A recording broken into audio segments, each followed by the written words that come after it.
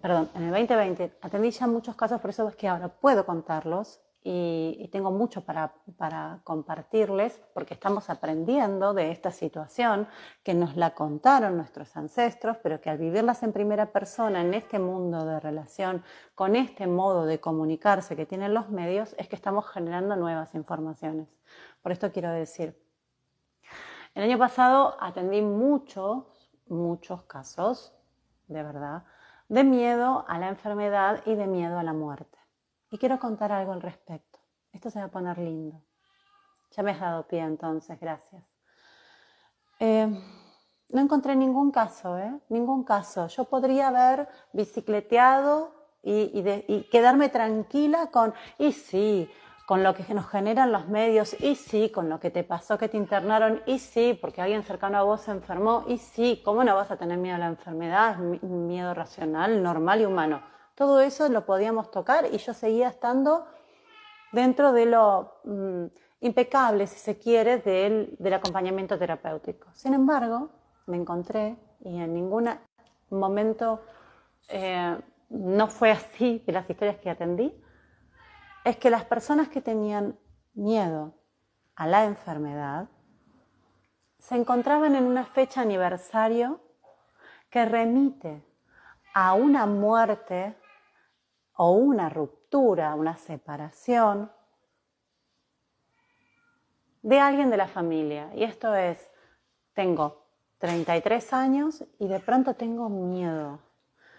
Tengo miedo a la enfermedad, tengo miedo a la muerte, tengo miedo. Y me encuentro preguntándote, ¿a esta edad a alguien en tu familia le pasó algo en relación a la salud o murió alguien? Inmediato es, claro, mi papá a los 33 años se suicidó. Inmediato es, el abuelo a los 33 años embarcado. Entonces te das cuenta de que estás en el escenario emotivo, aniversario de alguien más. Entonces yo podía quedarme dentro de este mundo de información actual que tenemos o ir un poquito más profundo donde la trama transgeneracional nos daba la respuesta. Así que si solés tener miedo a la enfermedad, la pregunta es, ¿desde cuándo? Y si en el momento en que en tu edad apareció esta enfermedad o este miedo a la enfermedad, si a alguien en ese momento, en esa edad, le pasó algo parecido. Y esto se llama síndrome aniversario. Espero haber podido responder. Pero el miedo a la enfermedad siempre tiene, por lo menos hasta lo que yo he investigado y estudiado en tantos años en mi propia personalidad, en mi propia historia personal, tiene una sensatez en la historia del árbol. Alguien le pasó algo en esta edad en la que yo me encuentro. Quiero hablar algo en relación a la muerte, si me permiten, por favor. Nos vamos a morir, te vas a morir, me voy a morir, esto es un hecho. Nacimos aprendiendo o comprendiendo que esto va a suceder, la biología lo tiene bien claro. La biología no le importa, no tiene un juicio, la biología no tiene un juicio en relación a la muerte, sino que te va a mantener vivo. Y cuando sea necesario, si no has logrado adaptarte a la realidad o si ya hay alguien que debe ocupar tu espacio, que tiene que ver con la memoria de un clan, con la memoria de una especie, es que selección natural debemos retirarnos. Me voy a retirar. Sin embargo, cuando estamos cercanitos a la muerte, suceden cosas muy hermosas. Y aquellos que hemos acompañado personas en su último tramo lo sabemos. La ley biológica, descubierta por Hammer, explica de forma preciosa y precisa cómo nosotros percibimos el olor de un pariente que falleció, cómo qué área del cerebro se nos activa, que es la corteza visual, cuando veo a alguien o tengo una alucinación visual, veo una luz, una figura familiar, cuando siento que alguien me toca y no hay nadie, cuando me pongo con la piel toda fría y siento que alguien pasó por ahí, Bueno, cuando escucho la voz de alguien, un sonido, una música, todas estas cosas remiten a áreas de mi cerebro que en el aumento de función lo que hacen es darme ventajas para mantenerme a salvo. Esta supraingeniería, mi cerebro me la da cuando yo he tenido muertes traumáticas, separaciones, rupturas de contacto, donde hay gente que yo amaba y dejó de estar. Entonces, para Hammer, y lo pude investigar, las hormonas en el cerebro, las áreas en el cerebro específicas, nos ayudan a sustituir esa pérdida de contacto, esa ruptura de contacto. Y entonces si vivir sin esta persona es tan terrible, entonces mi cerebro activa esas áreas para que yo pueda sobrevivir a esta ausencia. Y esto es precioso. Los que hemos acompañado personas cercanitas a su muerte, sabemos que las personas realmente están a un pasito. Cuando empiezan a conectar con, me vino a visitar mamá. Me recuerdo el caso de un hombre que decía, escucha, busca a su hija, le decía, busca el pasaje, busca el ticket que me tengo que ir, que está mamá y está papá en el tren, me tengo que subir al tren con ellos. Y entonces la hija le decía, sí, papá, lo estoy buscando, pero no lo encuentro, ¿dónde lo dejaste? Le seguía el ritmo. Bueno, después va a aparecer. Muchas veces cuando estamos cercanitos, conectamos con ese ancestro y realmente está ahí. Y la persona te cuenta que lo ve. Y la persona te cuenta un diálogo, te dice que lo vio pasar, que lo sintió sentado en el borde de la cama, que abrió los ojos y lo estaba acariciando, que lo abrazó cuando tal vez en vida nunca lo había abrazado. Esas cosas suceden. Quiero decir con esto que por más que se pueda explicar desde la ley biológica, no le resta la maravilla al milagro.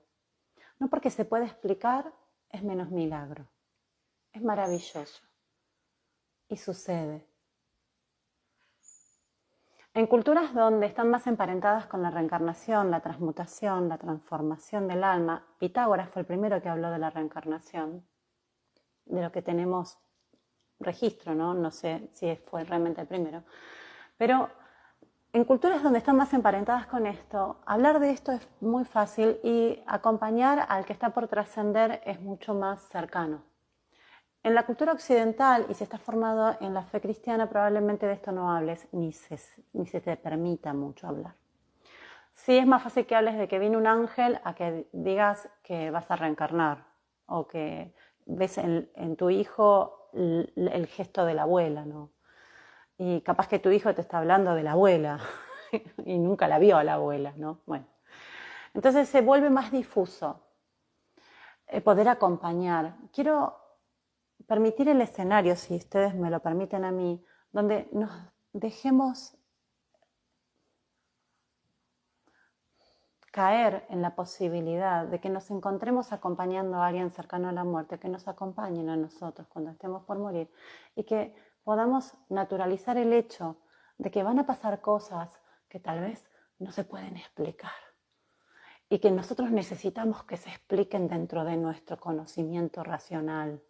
Y la verdad es que esto es sentires. Y que si bien se explican desde la ley biológica, cosa que me maravilla y sigo estudiando y seguiré estudiando y es precioso, no le resta el mérito, porque a mí no me importa si esto me lo da mi cerebro para hacer mejor o más confortable la muerte de mi papá o de mi pareja o de mi hijo. No me importa si es mi cerebro quien me lo da, si es una alucinación espiritual o si realmente está sucediendo, pero que no está la aparatología que me lo explique y por ende pierde el mérito. No me importa.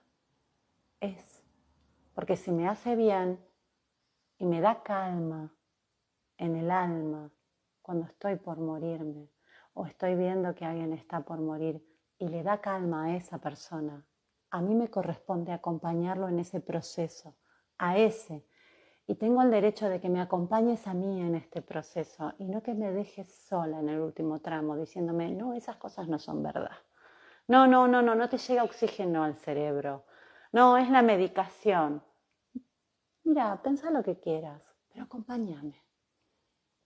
Saber acompañar inclusive cuando no estás de acuerdo es el arte. El arte es acompañarte inclusive cuando no te entiendo, pero estoy, te escucho. Y si te hace bien, te sigo. Algodones para el alma. El alma nos da algodones para que sea más confortable la situación. Inclusive en esto que la biología sabe bien que va a suceder. Nos vamos a morir, es un hecho. La biología no va a evitar tu muerte, te mantiene vivo, no tiene un juicio con eso. ¿Podemos empezar a hablar del tema? ¿Como para bajarle la ansiedad? ¿O seguiremos encontrándonos como que no sabía que esto sucedía? Entonces, estas son las cosas que en consultorio escucho.